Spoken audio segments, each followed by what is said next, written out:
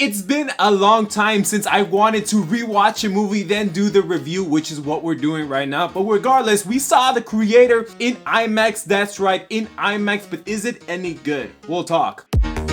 Hi, how you doing today? It's Just Jess here. Hope you're having a good day. And today, yes, so we got the movie, The Creator, and we went to go see it in IMAX. But is it worth it in that format? Honestly, absolutely. That entirely depends on you. Why? It is not shot or filmed for IMAX. So what does that mean for you as the viewer? You do see black bars on the top and the bottom. You do not get the extended aspect ratio like you do with other IMAX shot films. However, this movie was shot entirely on a Sony FX3 camera, which is crazy. Now, for those of you who don't know, Sony FX3 camera without the lens is a professional grade camera that you can literally buy at Best Buy, and right now it's going for like almost $4,000 right here. I'll put a picture on the screen right now for you. Literally $3,899 plus tax. And remember, this is without insurance, this is without the lens. But I think it was crazy that they brought the production budget for this type of movie that supposedly bloom over 200 million, or 180 is what the projected say they would. But I can't believe they use a camera like this. Of course, they use like lenses and all this crazy fancy stuff, but to get a camera like this, to make a movie like this, wow, that is amazing in terms of technology and cinematic and the art of cinemas and theaters. However, you do get the IMAX screens at 1.90,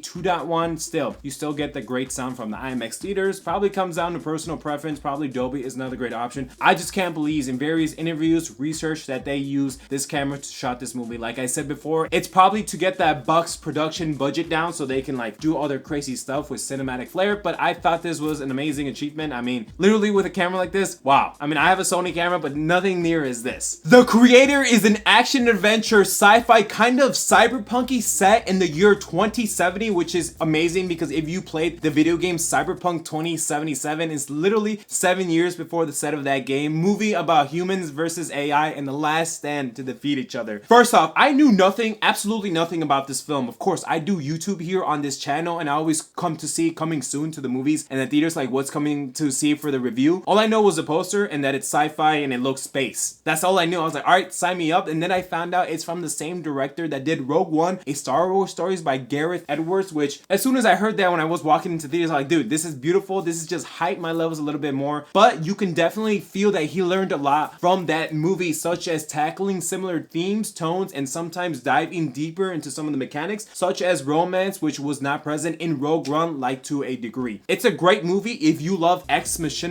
Blade Runner, Akira, Ghost in the Shell, and stuff like that. And if you're a gamer, if you ever played Cyberpunk, Starfield, and even Detroit Become Human, there is a lot of like, I don't want to say references, but you will see, wow, like that is something that would be in those games, and you will like this movie because you had that background. Not everything was shot on green screen. As a matter of fact, with a $90 million budget, they traveled through the world, get the crew as low as they can so they can travel on set and film on location. I guess that's why, with the camera being very cheaper than other professional grade cameras, they travel through the world with a small crew to not have that budget, $1 million budget, like projected astronomically to the heights. So they kept it low and they traveled around, and they used the set drops of the backgrounds of the settings of the locations for the forefront of the film, which does look thematically amazing. And I was like, dude, this is awesome that we have this type of movie, and that I learned about it after watching it for doing research for you guys and for me. We meet Joshua, played by John David Washington, who definitely feels and is a leading man and leads this film overall, and his presence on screen. He has such gravitas as the main character that made me want to find out what is he doing, what's going on with his past, present, and future, and how this world versus humans and AI thrusts himself into this narrative. He is ex-special forces who is set on a mission to hunt down the Creator, hence the title of the movie. But when he finds out the weapon or the mission told him to kill this particular thing, he finds out, and we do, that is a childlike AI, and things change and go off the rails. Will he stay on task of his mission to destroy this weapon, which is now a childlike AI, or will he betray the humans and side with the AI? Find out. He starts off as a simple character, mad at the world because of what happened to him, but then he goes into a little bit more complexity as he struggles to find his way in the world, and where does he side between the humans or the AI as he tries to find like a stand ground. Where should he be? What should he do? Like, what's his going on? One thing that I found really cool is that if you're a gamer right now,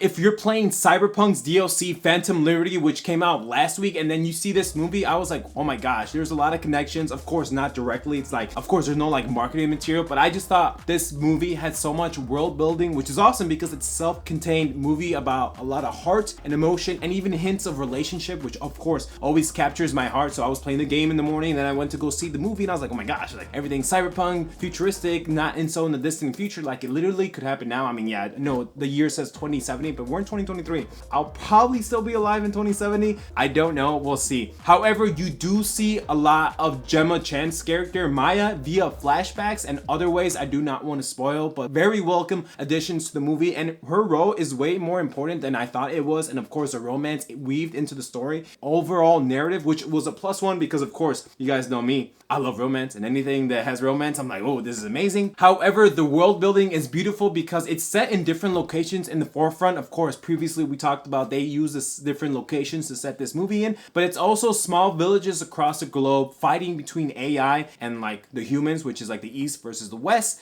And all the places feel real, lived in, with societies embracing AI, making it their own, more like human-like. And of course, the other side, they're against it. They're trying to destroy everything with Ground Zero, with like the humans and the robots, which is a nice contrast in the movie of the fracturing two sides. The film's broken into chapters. I remember being the creator, the child, and the mother all providing acts and descriptions in different parts of the film. Although a lot of the time is developing the relationship between Joshua and the child, which is Alfie, as they're set on an epic adventure to see where Maya is, his wife. He's trying to find her. He's like, oh, Alfie, like, you need to help me find Maya, my wife. Is she alive? Is she dead? Where is she? So they set and embark on a separate quest to find her if she's still alive. However, the enemies are trying to kill Alfie and anyone standing against their way. So it's like a race against time to see where is the wife? Where is Maya? Maya! It's kind of ironic because AI is starting to develop and become more prevalent as we age today, especially in our everyday lives, such as Teslas, iPhones, Androids, ChatGPT. We even had another movie previous this year with AI, such as Megan, which was an amazing movie. So AI, even though this movie is like sentient and like they can like think for themselves, control themselves, it's very scary to see where AI is kind of heading if that goes, if we can't control it, which I do like AI, I like robots, I mean, but it's just like some people don't like it. And of course, this movie tackles that subject too. It's like, I don't want to say like war and stuff, but at the same time, heart and emotion, because some of these robots can feel love. And you'll see that throughout the movie. And you'll also see as Alfie grows and understands the world around her, while also understanding that she can manipulate and remotely touch objects of technology, not even touching them, and finding their universe, who created her and why is he so important to her, and this movie as they travel along to find Maya.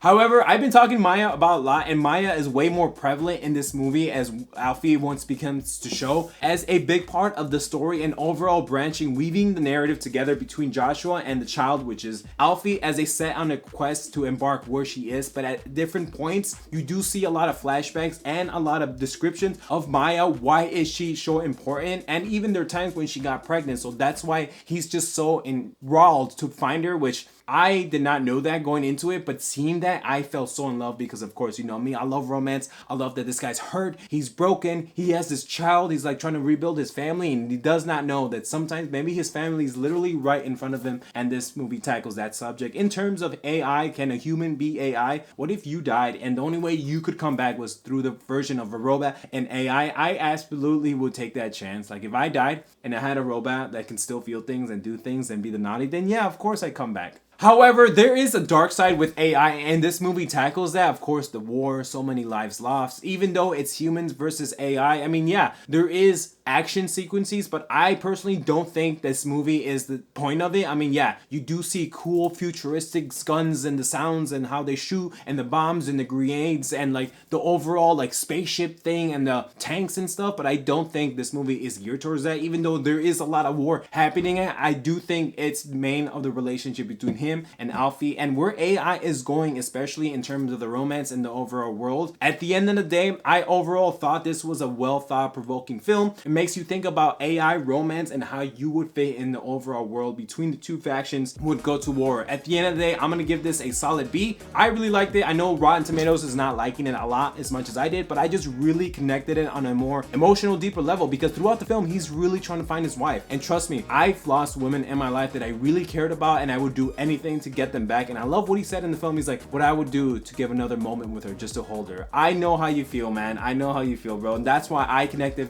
with this very personally. Overall, I loved everything. The world building and scores. I told you before, I am a futuristic neon house martini anime romance type dude. So this movie definitely fits with my likeness and what I'm trying to achieve like in the future. At the end of the day, if you made it this far, I appreciate you so much. Maybe consider hitting that like button and turning on notifications so you never miss a video. With that, take care. Bye.